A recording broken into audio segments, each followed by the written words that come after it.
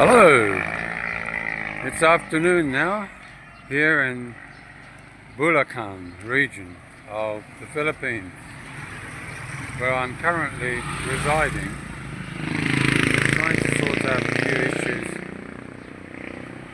around the place and hopefully get my life together a bit more. As a result of all of the hoo-ha, I've got 3 points to raise as a thought for the day. I haven't forgotten you guys on Grumpy, but 3 things that seem to come to a head here. Over the last few days I've realized that there are 3 things that affect a woman when you separate here. And that is, number 1, money. Yes, unless you leave stacks of it behind in drawers, that will be a reason to get angry. From their point of view, they're left carrying the can. Bills that will be due in a 4-week period. Things that they want to buy that they no longer can put their hand out to. Number 2, if they ever thought for a minute that you'd actually gone and got yourself another girlfriend, whoa, hell hath no fury. And number 3, of course, they think that we, foreigners, are out to punish them, to destroy them, just because you want to come up with a reasonable solution to all the money that you've invested in a home for her, thinking that she was going to be there forever. Only to discover the long picture of it all was that she never saw you there in the end anyway.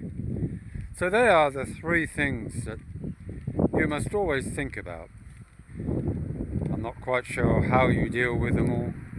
If I ever find out, I'll tell you.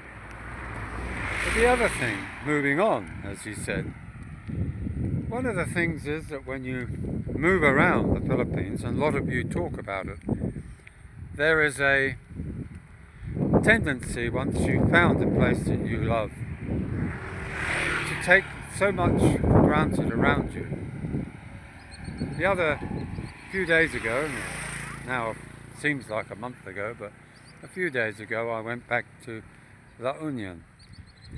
And the first thing I noticed, the difference, and what I did love, was the hills around Baguio, the mountains over the winding rivers, and of course the overlapping trees that border the, I suppose you'd call it the bush if you were in Australia. But when you come here to Bulacan, the first thing you notice is how flat the contrasts are. The contrast of walking down a road like I do back in the Gillian is that everything is very flat here. There are no mountains that you can look at and add to the scenery with. Sure, half an hour away there's some hills, and you do get a feeling that it reminds you a little bit of La Union. But given that I haven't got the wherewithal to go and live there, what I have to suffice with is a beautiful image on my right as we approach of a volcano. I think you all Mount Egmont? No, something anyway, you know the one I mean. You guys have told me what its name is, and I don't know whether it's going to come out now when I turn around, but I'm hoping that the clouds will be picked up in the distance and you can actually see it should be there, it should be over there. I think you can see the where is it?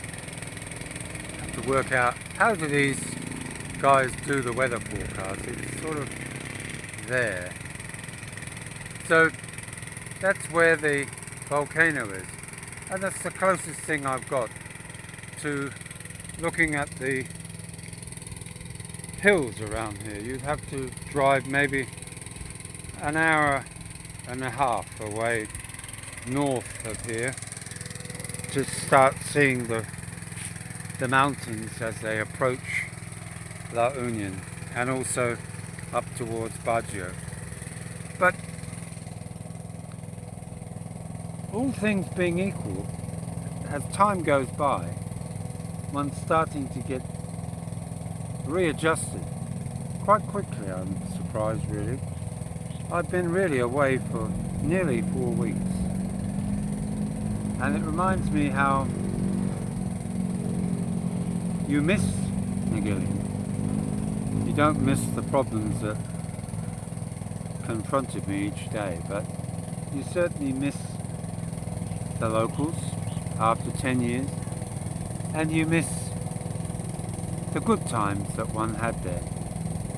But one will hope that no matter where I end up settling here in the Philippines, it will be one of those readjusting times where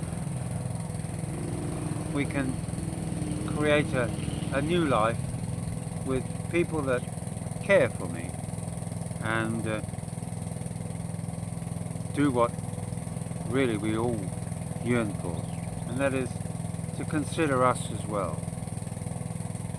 I've spent too much time considering other people, when in fact I should have been considering myself.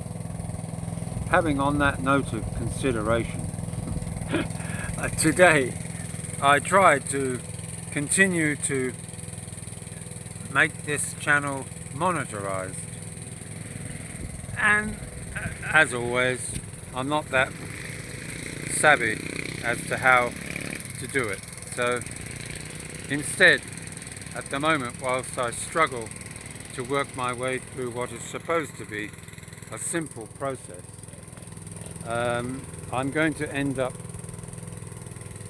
suggesting at the moment that some of you maybe support my channel on PayPal.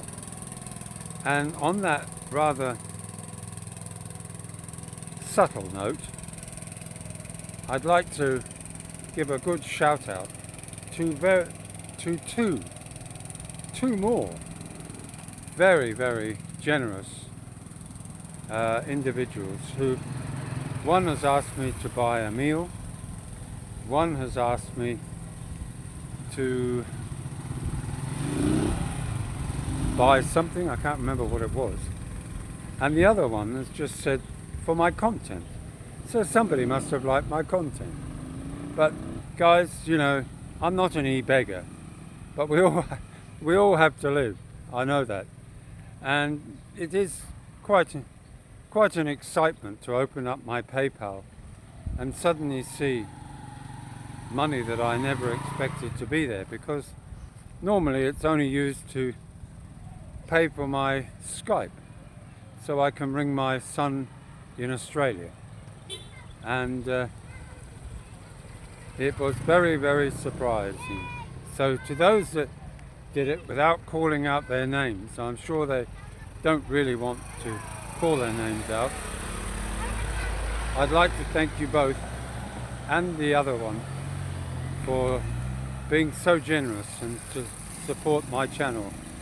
And what more can I say than this grumpy old Brit in the Philippines, or British expat in the Philippines, are both suggesting that maybe by donating to both channels, I then have the control over the money, that then I can choose to do what is probably the best outcome for all, and that is to care for myself, maybe even put it in a fund to get my teeth done. I think that is actually probably what I want to do, is to get the old gnashers fixed up.